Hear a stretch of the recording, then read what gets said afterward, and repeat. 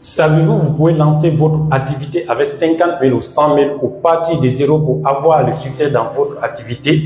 Tout d'abord, il faut dire que lorsqu'on parle d'entrepreneuriat ou d'activité à but lucratif, beaucoup pensent directement aux milliards et aux millions. Du coup, ils sont bloqués. Et même s'ils avaient des bons rêves ou des objectifs à réaliser, et d'autre part auprès des institutions financières ou des maisons de commerce ou encore des connaissances pour emprunter de l'argent afin d'utiliser ça comme levée de fonds. Et chose qui est d'ailleurs risquée en tant que débutant, tu dois toujours commencer avec un fonds proche. Et si tu vois que tu ne disposes rien en ce moment, sans de stratégie ou d'approche. Salut à tous, j'espère que vous allez bien. Bienvenue encore dans cette nouvelle vidéo. Si tu viens en peine de tomber sur l'une de mes vidéos, je m'appelle Emmanuel Abba et sur ma page ici, on parle des thématiques très importantes, celles de développement personnel et de la motivation.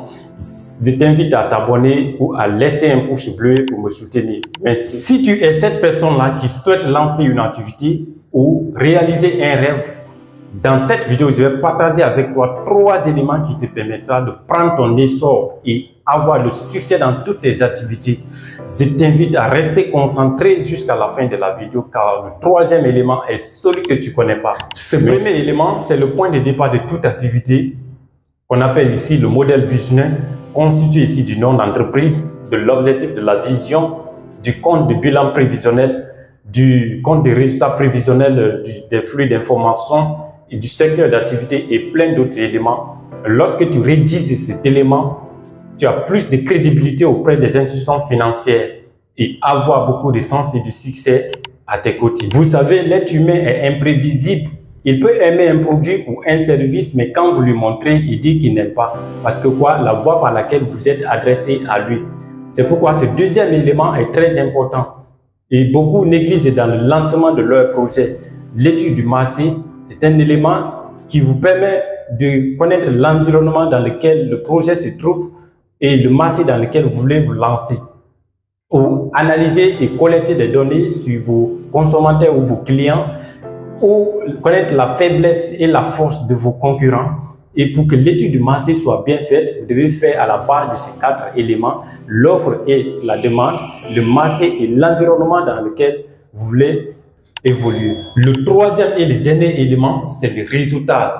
Un élément très important que tout le monde devrait l'appliquer, que tu sois entrepreneur ou pas.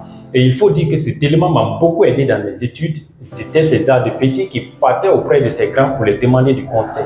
Ils étaient mes conseillers et en même temps mes mentors. Et ils emboîtaient toujours leur pas. Donc c'est exactement la même chose en entrepreneuriat. Vous devez avoir des mentors et des conseillers. Vous partez auprès de ceux-là avec qui vous évoluez dans le même secteur d'activité. Vous leur demandez des conseils, comment ils ont fait pour avoir le succès dans leurs entreprises ou arriver à un certain niveau très élevé. Ou vous les demandez aussi quelles sont les difficultés ou les essais qu'ils ont connus. Ils seront à mesure de vous conseiller et à travers ces conseils-là, vous allez prendre des précautions pour avoir une pérennité ou le succès dans votre entreprise. C'était en quelque sorte ces 3 éléments que je devais partager avec vous, à savoir le modèle du business, l'étude du marché et le résultat ou le partenariat.